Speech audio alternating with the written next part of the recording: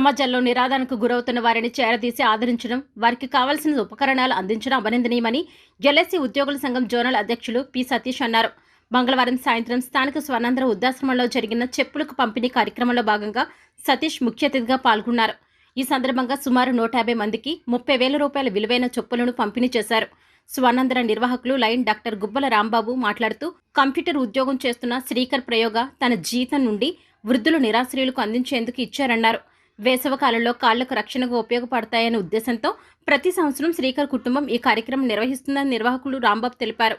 ఈ కార్యక్రమంలో విజయ్ కుమార్, సందీప్, ప్రకాష్ తదితరులు పాల్గొన్నారు.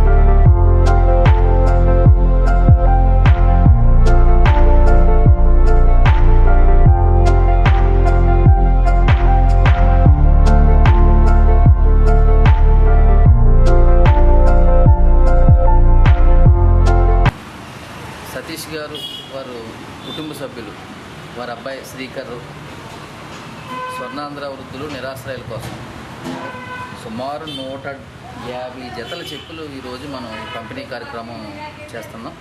ఈ సందర్భంగా సమాజంలో అవసరార్థులను గుర్తించి వారికి తగు సేవలు చేయడం, మనం సంపాదించిన దాంట్లో కొద్ది ఈ సమాజం కోసం తిరిగి ఇవ్వడం అనేది అతి కొద్ది మంది చేస్తున్నటువంటి పని. మరి అలాంటి వారిలో మనం స్వర్ణాంధ్ర పెట్టిన దగ్గర నుంచి మనకు సహకారం అందించి మన సేవా కార్యక్రమాల్లో మనతో పాటు అనేక మందికి వారి సేవలు అందిస్తారు, అనేక మందికి సహాయం చేస్తారు. మరి స్వర్ణాంధ్ర సేవా సంస్థకి సతీష్ గారు, వారి కుటుంబ సభ్యులు, సతీష్ గారి తర్వాత వారి అబ్బాయి శ్రీకర్ ఉద్యోగం వచ్చినప్పుడు మొదటి జీతంతో మనకి ఇక్కడ మీ అందరికీ చెప్పులు కొనిపెట్టాడు. చాలా గొప్ప కార్యక్రమాన్ని ముందుకు తీసుకెళ్తున్నాడు. వారసత్వంగాని సేవలను వారసత్వంగా తీసుకెళ్ళడం మన శ్రీకర్ని అందరూ కూడా అభినందిద్దాం.